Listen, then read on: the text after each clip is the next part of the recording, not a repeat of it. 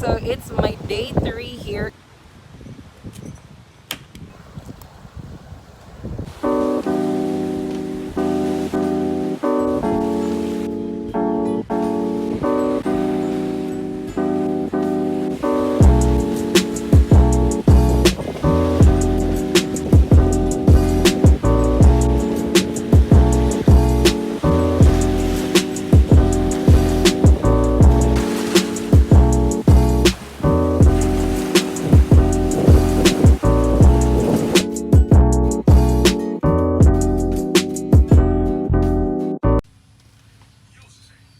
Kani. Kani mulmul guys kabitsihon. Dami nunig unod.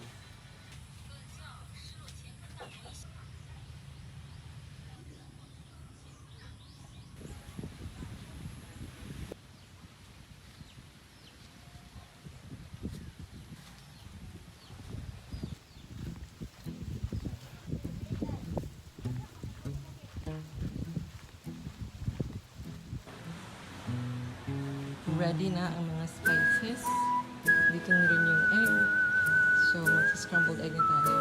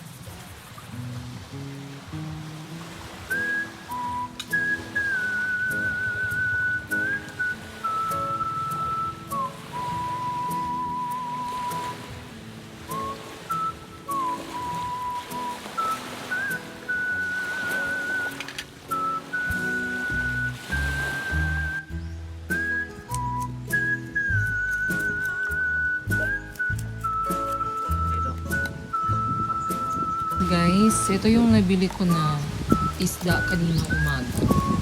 Kaya nagpapatulong ako kay John Mark maglinis kasi hindi ako marunong. Sabi ko ganito sa hasang.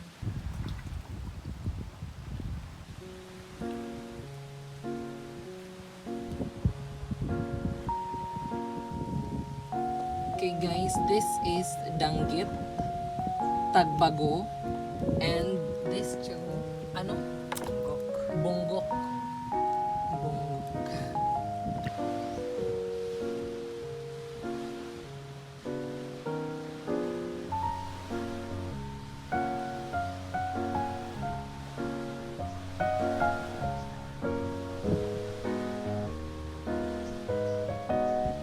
Okay, so right now, magpiprito ako ng isda kasi mamaya gagawin ko siyang escabeche.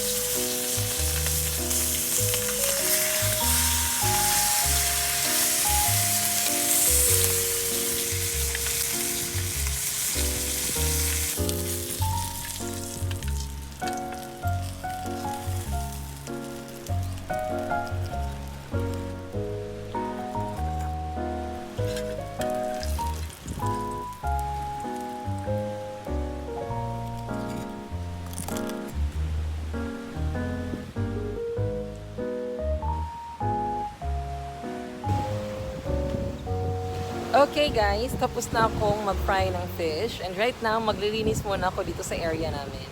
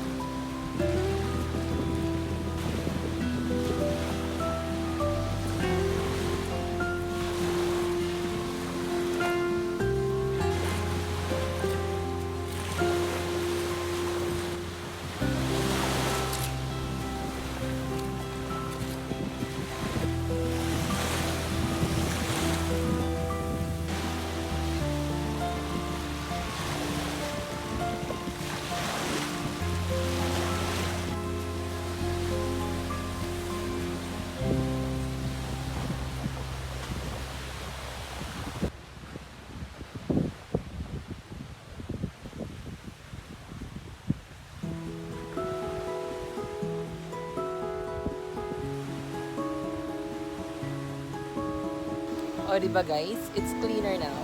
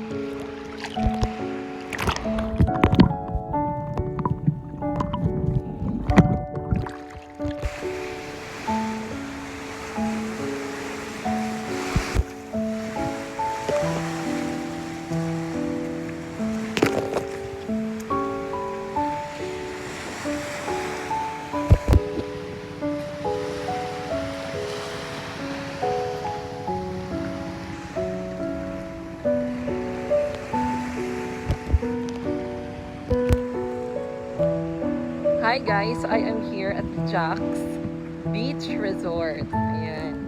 Naglalakad-lakad ako sa beachfront. or sa seashore. Ganda dito.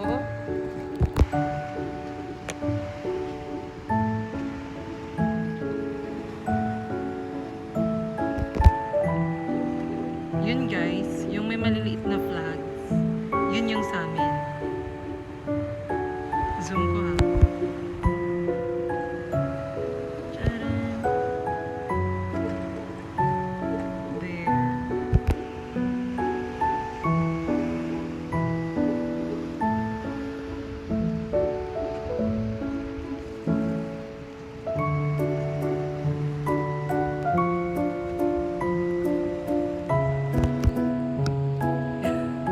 Nandito ako sa pinakatuktok ng jumping board. Jumping board ba to? Ng Jack's Resort. Grabe, nakakalula. There. The water is inviting, pero ako lang mag-isa eh. Walang mga tao dito. It's weekdays kasi sabi nila, marami daw bumibisita pag weekends. Unfortunately, uwi na ako sa weekend eh. Wala na ako dito. Pero, good thing, solong-solo ko naman lahat dito. Solong-solo ko naman lahat dito.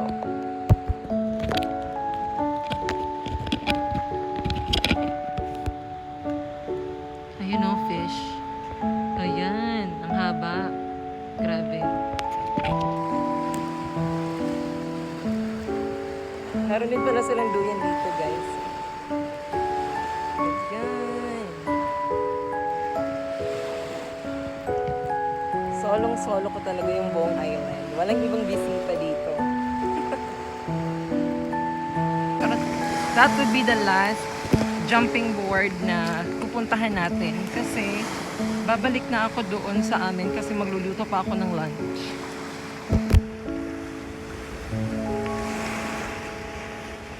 Medyo mahaba siya, no? Ayun, no? Malayo pa. I'm here!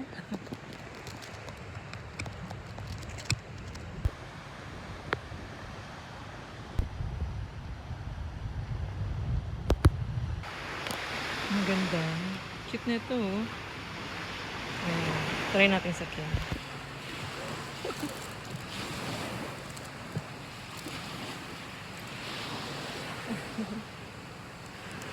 Okay. Lumikot-ikot siya.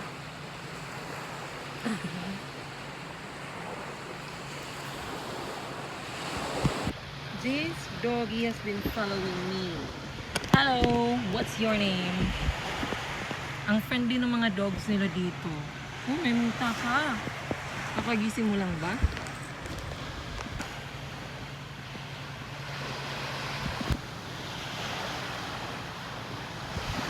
Tara na guys, balik na ako dun. Magluluto pa ako eh.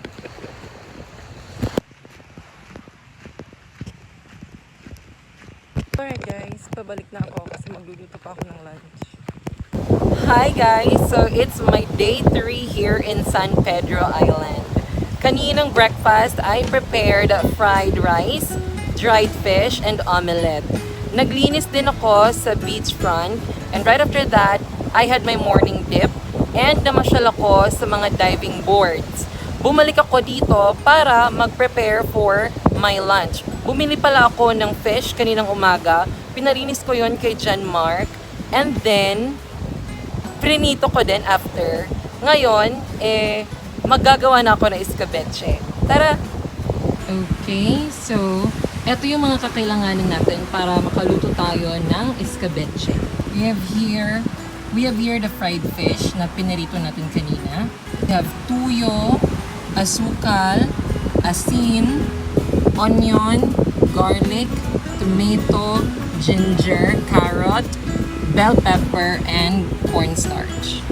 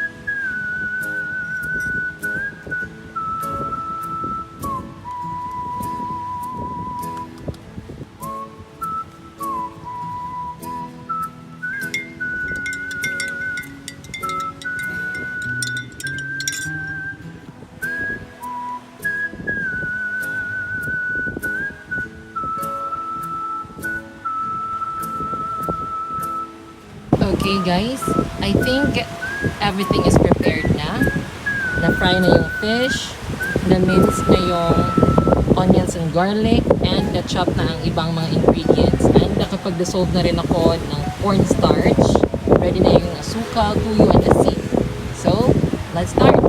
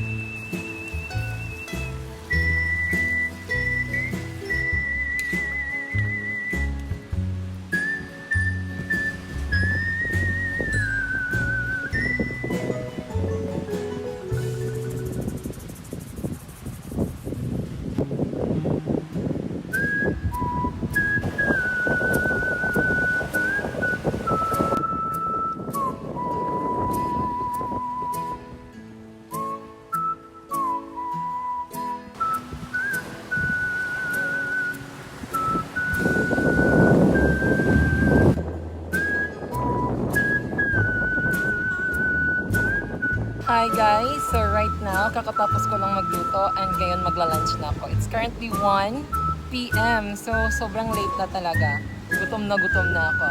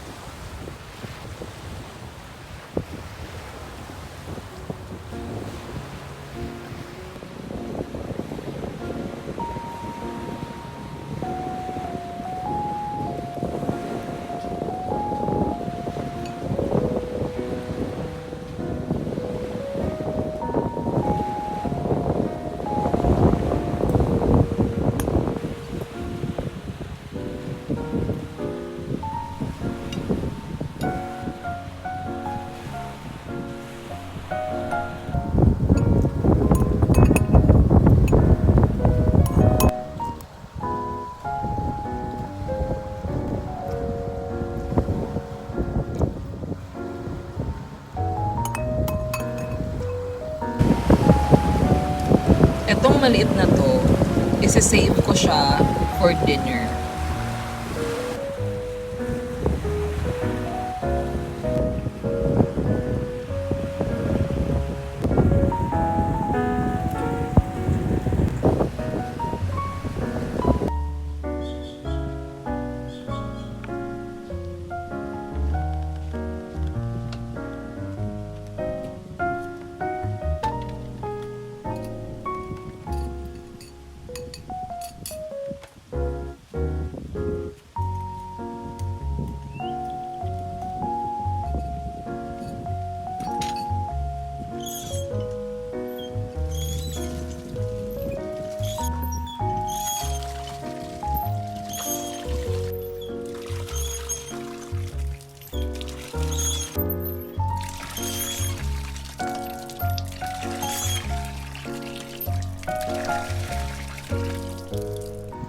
Hi guys! So, kakatapos ko lang maghugas ng pinggan and right now, magpapahinga muna ako.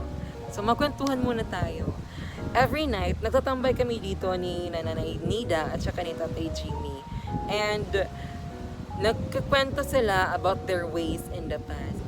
Naikwento nila sa akin na before, sobrang layo ng distances ng mga bahay before kasi kukonti pa lang yung nakatira dito. Ang yung bahay daw ng lolo at lola ko, doon daw sa dulo. Pumunta kami doon kahapon pero hindi ko na alam kung saan exactly kasi wala naman ding traces. And yung daanan is sobrang kitid and sa gilid is sobrang taas daw ng mga grasses. Kaya nakakatakot daw mamasyal tuwing gabi kasi sobrang dilim, wala pang flashlight noon. Pero pag full moon naman daw guys, fun daw yung experiences nila kasi yung mga teenagers, mapababae man o mapalalaki, nagkakasundo sila na mag-picnic sa beach. And then, nagpe-prepare sila ng tinatawag nila na pilipig. Yung pilipig daw, gawa daw yun sa hindi pa hinog na rice. Yung grain pa, yung laman niya is milk pa. Yung hina-harvest daw nila yon and then sinasangag. After that, nilulusok daw nila. I'm not sure kung ano yung lusok, pero feeling ko yung ginaganon ng malaking wood, ginaganon. And then after that, nilalagyan ng grated na coconut and then asukal. And yung iba naman daw, nagpe-prepare ng suman. And yung iba, nagdadala ng duma. Duma, it could be any kind of root crops. Kamote, cassava, pao, gabi. And nung mga ligawan stage daw, nauso din daw dito yung harana. Oo, na-experience pa daw yun ni Tatay Jimmy na magharana before. And then, yung siste, paunahan daw, may grupo-grupo daw yan ng mga binata. Paunahan daw sila na pumunta doon sa bahay kasi pag naunahan ka, hindi na nag-aalaw yung mama or yung nanay ng dalaga na magpapasok pa ng ibang grupo ng lalaki. So, yung ginagawa daw nila Tatay Jimmy, pag nauunahan sila, pinaprank nila yung mga nauna sa kanila. Yung ginagawa daw nila is, lalo na uso before na elevated yung mga houses, may mga stairs, yung ginagawa daw nila, yung pinakamababa na step, nilalagyan daw nila ng stick para pagbaba ng mga lalaki, masasapi daw sila. And another naman is, yung mga tsinelas ng mga lalaki, kinukuha daw nila yung payong and kinakabit sa ibang tsinelas para daw pag uwi nila, mahihirapan sila natanggalin yung mga tsinelas nila. O diba, ang naughty. Yung pinaka-naughty guys is, nilalagyan daw nila tatay yung hawakan ng stairs, nilalagyan daw nila yun ng dumi ng tao. Para daw pagbaba ng mga lalaki, pag nahawakan nila yun, maaamoy nila. Diba? Ganun. Ang sasama. Kaya, wag ka daw talaga magpahuli. If you are planning to make harana daw, kailangan early pa lang, alas 6, ganun. Kailangan nakaready na kayo. Kasi, mauunahan kayo ng ibang mga lalaki. And before, meron din silang version ng disco. Yung tawag sa kanila is gala. Okay. Yung gamit daw nila noon is Petromax. And then, yung tugtog nila is plaka. Yung nangyayari is, meron din silang mga kapunungan eh. Yung mga parang Sangguniang Kabataan or SK. Meron din silang mga presidente. Each barangay yun. So, yung mga presidente na yun, mag-uusap-usap daw yan na, say for example, this weekend, dito sa San Pedro, magkakaroon ng gala. So, from Calaguitan, from Kanipaan, from Talisay, from San Pablo Island, magdala kayo ng 10 babae at 10 lalaki na mga binata. Yung tawag daw doon is ambag. Iaambag daw nila yung mga dalaga at binata sa gala. And yung ibang mga yung ibang mga tao, especially taga San Pedro Island, pipili sila ng sino man yung na matitipuhan nila. Yung nangyayari daw sa gala, pinapaupo nila yung mga babae sa bangko. And then, pag sabi ng MC na, okay, start, gano'n daw. So, yung mga lalaki, paunahan sila na kumuha ng babae. And may sistema sila before. Pag umattend ka ng gala, kailangan mong bumili ng ribbons. Yung color ng ribbons nila, ipipin dito. Yung kulay ng ribbons, green, yellow, and red. So, yung gamit daw nun is, sasabihin daw ng MC, okay, yung mga sasayaw lang ngayon is, yung mga nakabili ng color, yellow na ribbon. So, sila lang daw yung sasayaw. Or, di kaya, yung green. So, yung green lang din dapat yung sumayaw. Yung red lang daw yung dapat sumayaw. Pero yung iba, yung mga yayamanin, afford daw nila yung 3 ribbon. So, non-stop silang sumayaw. Yung halaga daw ng isang ribbon is 10 centavos. Tinatawag din silang flower dance. Yung flower dance naman, yung pinakamagandang babae sa gala, pauupuin nila sa gitna.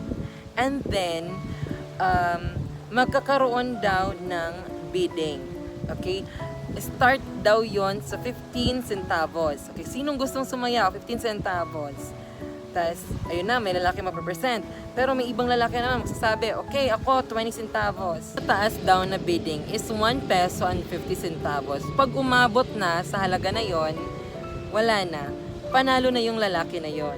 Super fun daw nung gala kasi umaabot daw until dawn or until morning kasi wala daw nag-aaway. Unlike before, na pag nagdi-disco or nagpa-party, nasa stop kasi maraming lasing at may nag-aaway na.